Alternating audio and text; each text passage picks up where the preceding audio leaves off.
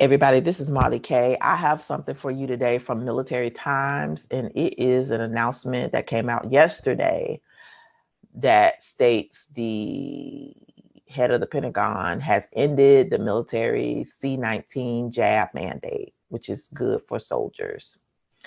The Defense Department will no longer require service members to get jabbed for C-19, according to the memo signed Tuesday by the Defense Secretary Lloyd Austin. The move comes weeks after Paul signed the 2023 National Defense Authorization Act, and with it, a plan to rescind Austin's August 2021 memo directing the services to create a vaccination policy. The department will continue to promote and encourage C-19 jabs for all service members, Austin wrote. I don't know why, but anywho. The department has made C-19 jabs as easy and convenient as possible, resulting in jabs administered to over 2 million service members and 96% of the force, active and reserve, being fully vaccinated.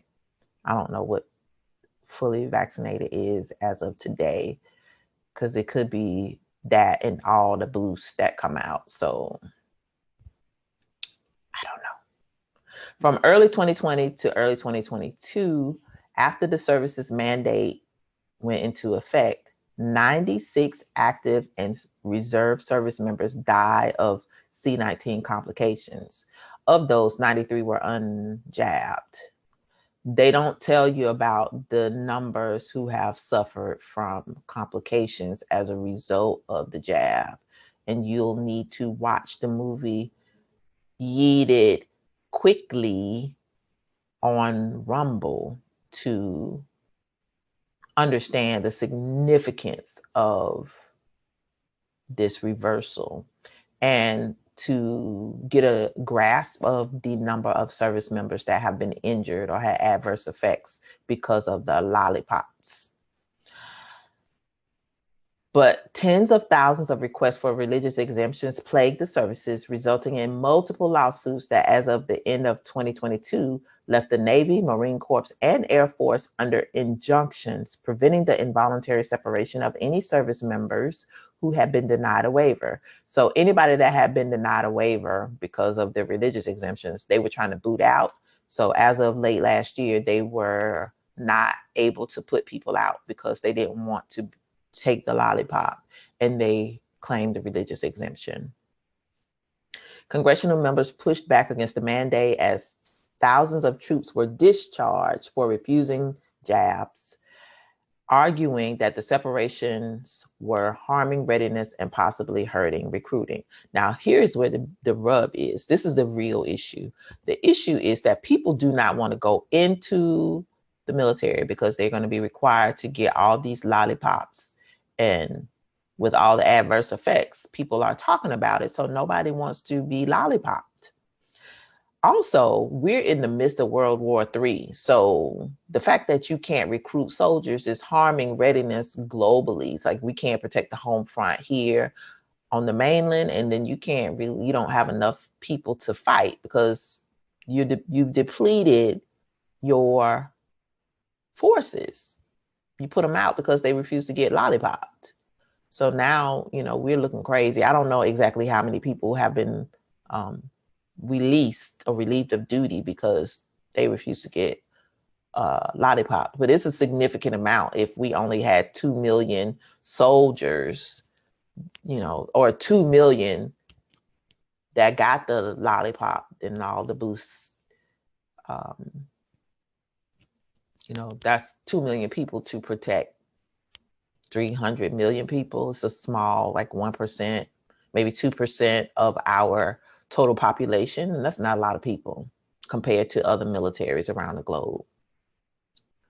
Austin's memo directs the services to remove any flags on the personnel records of troops who are not yet jabbed and to rescind any letters of reprimand. So that is good. So you won't be booted out of the military. You won't have any flags on your personnel records. And if they put any nasty grams in your personnel file, they have to take those out. So if you have any family members that are active duty or reserve, you should encourage them to make sure that all these things are not on their record, and that they should request a copy of their record to make sure, so that when they do finally get out, they don't have to worry about fighting with Uncle Sam, because it's hard as hell to get shit fixed once you get out.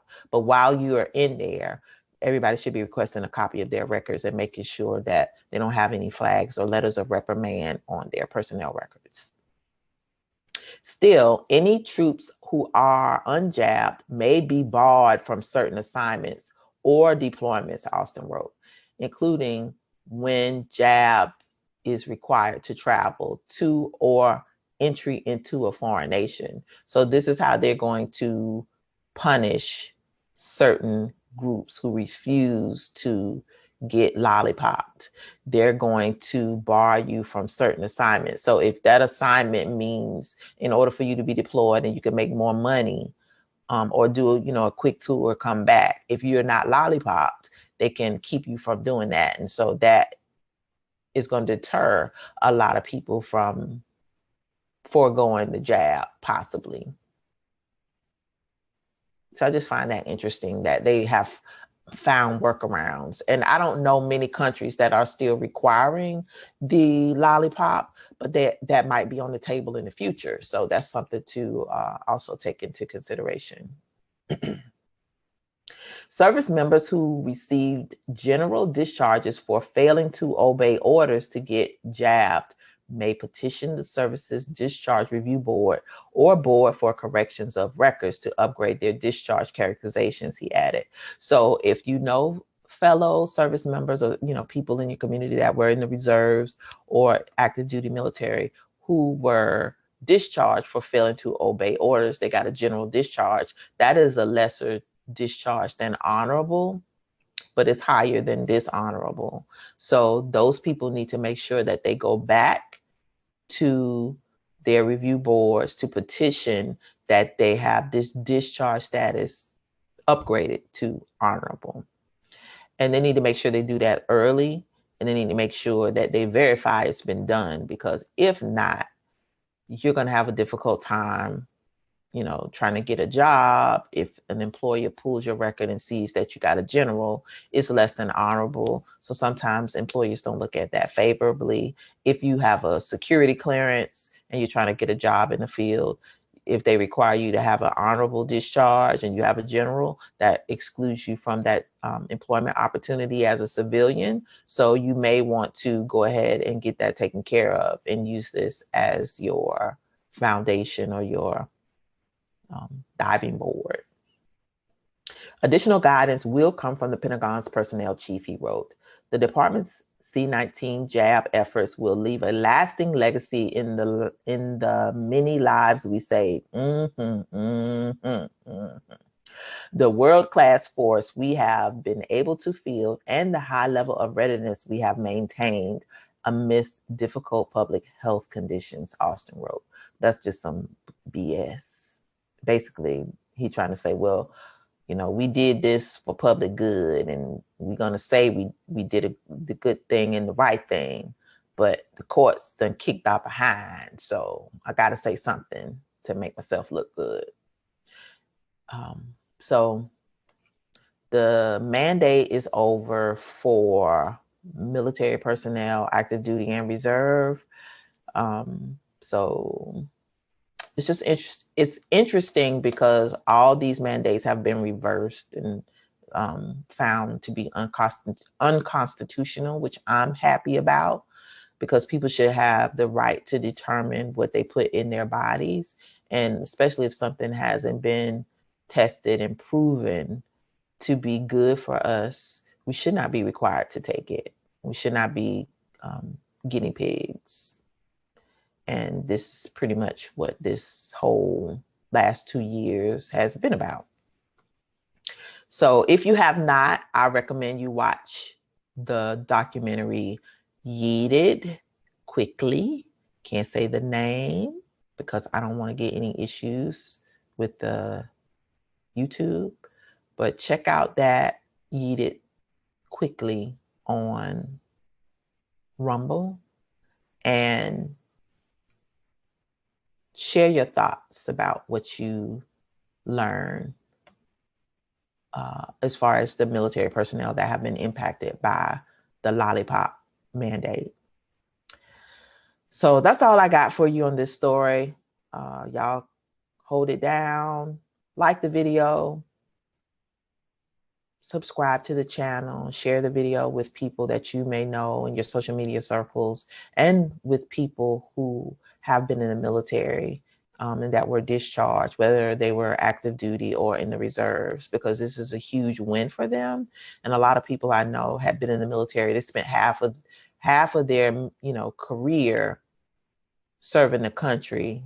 Some people were 15, 17 years in, a few years from retiring, and then they got charged with failing to obey orders because they took a stance and they had to pay the price with their livelihoods. So now, they can have their records amended. They may be able to go back in now because that will have to be taken off their records so they can go ahead and finish up their 3 years. Although I wouldn't, because we're in the midst of World War III. That's a whole other story. But anyway, share this with the military community. Make sure people know that the mandate is over and that they won. So y'all take it easy. Don't forget to like the video and subscribe to my other channels on Rumble and Odyssey, just in case I'm yeeted from this channel, because they yeet people who tell the truth. We live in a post-truth society, and anytime we get a win, we need to take it. And so I feel like this is a win for truth. All right, y'all, take it easy, and I will talk to you later.